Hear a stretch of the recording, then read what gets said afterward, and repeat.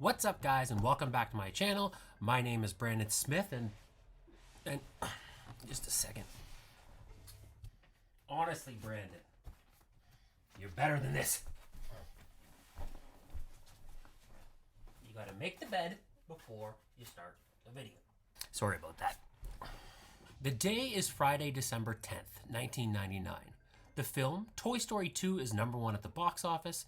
The song Smooth by the legendary Santana, featuring Rob Thomas, is #1 on the Billboard charts. And in just 3 days, at a ceremony at the Downtown Athletic Club in New York, Wisconsin running back Ron Dayne will be named the Heisman Trophy winner for that year. Far away from the December cold of New York City, in Los Angeles, California, 18-year-old Michael Negrete logs off his computer and exits his UCLA dorm room. He walks the short distance down the hall and congratulates a friend on a computer game well played. The two debrief and wish each other a good night.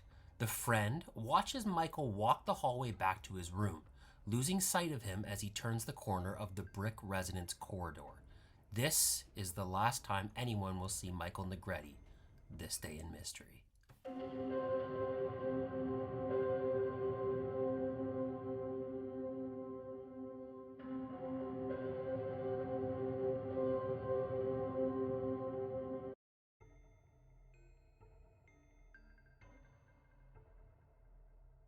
They say it never rains in Southern California, and on Friday, December 10th, 1999, the mantra holds true.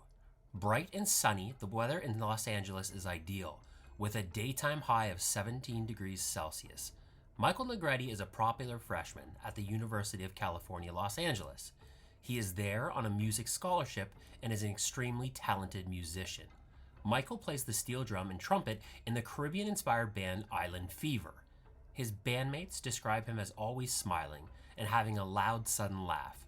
His family says he is unusually mature for his age and sings jazz songs to himself as a form of self-soothing. He can rattle off just about any answer when it comes to trivia about the popular television show The Simpsons, and loves video and computer games alike. Thursday night, he is enjoying a party within the confines of his residence at Dykstra Hall. Bruin students celebrate the end of the fall semester, and the party goes on through the night of Thursday, December 9th, and into the morning of Friday, December 10th. Michael and another friend are talking about one of their favorite computer games. Fueled by the party's libations, they discuss squaring off against one another in the game. And at 2 a.m., they leave the epicenter of the party and head back to their respective dorm rooms to do battle in the virtual world. 4 a.m. now, and the heads-up competition has ended. Michael logs off his computer to meet with his online foe in real life. A friend lives just down the hall, so very little is needed for this early morning jaunt.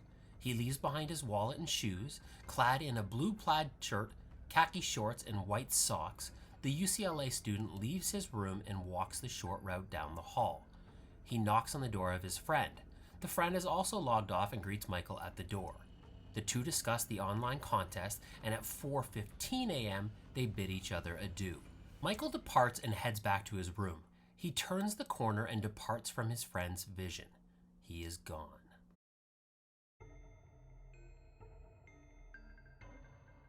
Michael's dorm mate wakes up that Friday morning at 9 a.m. The door to Michael's room is open, but Michael is not there.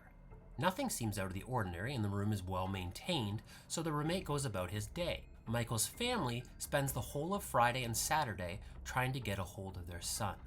They reach out to the roommate, and he too hasn't heard from Michael. Early Sunday morning, after exhausting all of their resources, Michael's family reports Michael as missing. Police arrive on the campus of UCLA. They first meet with Michael's dorm mate. He says he can offer them no additional details.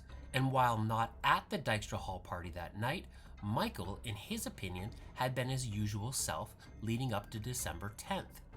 Everything that is expected in Michael's dorm room is accounted for. His wallet, shoes, clothing, and musical instruments are all there. The only thing that is missing is his room key. They meet with the man from down the hall, the one Michael was playing computer games versus. He furnishes the police with his version of the timeline, and again describes Michael's behavior as usual. Next, police bring in search dogs to track Negrete's scent. Interestingly, the dogs follow his scent right out the door of Dykstra Hall and all the way to a bus stop on the corner of Sunset Boulevard and Bellagio Street, approximately 2/3 of a mile from Michael's residence. But alas, no evidence of Michael is found at the scene. Michael did not have a car at the time, so him driving away from campus was not a scenario in the investigation. The police issue a questionnaire to every single person in Dykstra Hall regarding the events of December 9th and 10th, but nothing comes of that either. Police are stymied. They suspect foul play, but there is just no evidence of the teen after 4 a.m. They say it was like he vanished into thin air.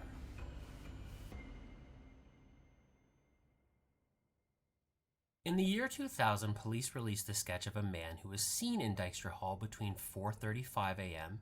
and 5 a.m. on the morning of Michael's disappearance. Investigators are clear that while they don't know if this individual was connected to Negrete's disappearance, they still wanted to question him.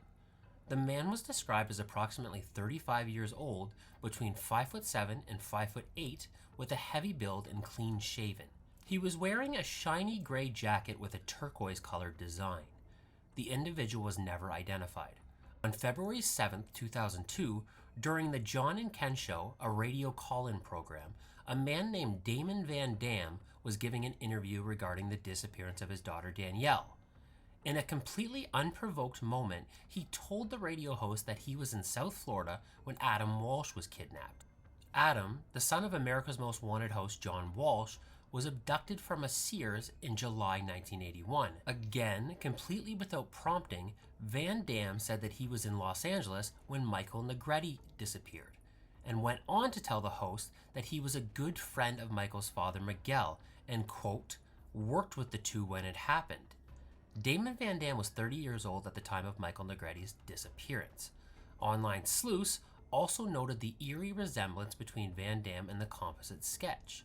Furthermore, both were described as computer video game freaks. In an interview with the press, Michael's mother stated that the only thing that would motivate her son to leave campus that morning was, quote, without a doubt, a video game party. Serial killer Otis Toole was widely believed to be the killer of Adam Walsh. A neighbor of Damon Van Dam named David Westerfield was later convicted of the murder of Danielle Van Dam and was sentenced to death.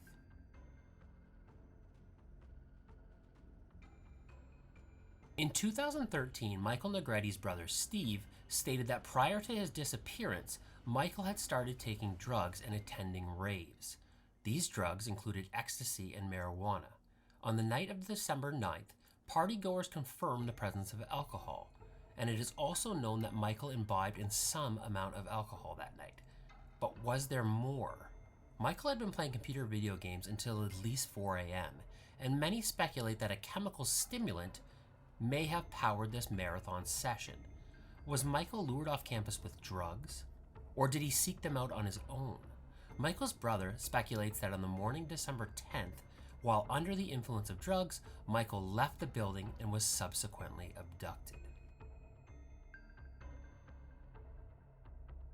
Alright, so what do I think happened? I gotta say, in all honesty, this one is really a mystery for me. I've mentioned before on my channel that for a year of my life, I too lived in a residence. And I must say that while the appearance of a 30-something stranger at 4:30 in the morning in residence would definitely be strange, I don't think it necessarily means that he is the killer. I actually feel sorry for Damon Van Dam. Online sleuths are all over this guy and truly believe that he is the one who killed Michael Negrete. I do not. When Damon was interviewed on the John and Ken radio show, he was 5 days removed from the disappearance of his daughter. I believe that in a moment of melancholy, when he mentioned Adam Walsh and Michael Negrete, he was probably alluding to other past tragedies in his life. He was gutshot and feeling sorry for himself, incredulous to the misfortune of being so close to so many bad things, not the cause of them. For me, the most important evidence in the case of Michael Negrete is his shoes. Drugs, video games, whatever the case, if Michael were leaving the building for any reason, he would have taken his shoes. Full disclosure, I have been pretty messed up on specific nights of my life, that's for certain. but in remembering these nights, I am bereft of any condition that left me outdoors in my socks, much less a situation where I put myself in this scenario of my own choosing. Even with the strongest of motivations that night, Michael's shoes would be essential in obtaining these goals. The more likely scenario for me is this. Michael meets with the man on the other end of that night's showdown. The two talk briefly, but something happens. A fight over the game, an invitation to drugs, whether assault or overdose, it is my belief that Michael never leaves that dorm room alive. Now alone with the dead body, the freshman panics and calls his father. The younger man is given nefarious instructions by the senior man, prompting the student to clean up any evidence of Michael being in his room. He loads the body into a large duffel bag. 30 minutes later, a man in a silver jacket arrives at the doors of Dykstra Hall and fortuitously finds the exterior door propped open. Now at the door of his desired location, he gently raps on the composite wood. From behind the door, a young male appears. White as a ghost, the son leads the father to the duffel bag in his room. Moments later, they are back in the hall. The student checks to make sure the coast is clear, and a perverse funeral progression begins. The two walk the duffel bag out of Dykstra Hall and load it into the truck of a waiting SUV and drive off campus.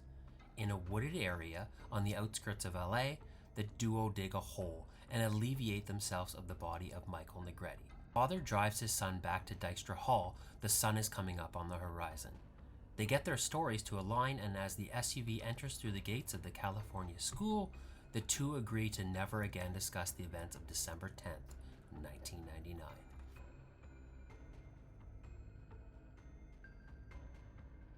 Classes went forward at UCLA that year as normal, and with exams finished, the class of 2003 returned home for the holidays. The family of Michael Negrete never got that opportunity, and Christmas 1999 was anything but enjoyable. Los Angeles police say that the case remains active, but that not much can be done with the evidence that exists today. Michael's band, Island Fever, has held several fundraisers, and the family posted a $100,000 reward for information regarding Michael's whereabouts, a reward that still exists to this day. Thank you for listening to the story of Michael Negrete. Please like and subscribe. Before I go, please remember that you are a wonderful individual capable of good. If you are struggling for any reason right now, please remember that we are in this together and you are here for a reason. Please be kind to yourself and those you come in contact with. I'm Brandon Smith, and I'll see you next time.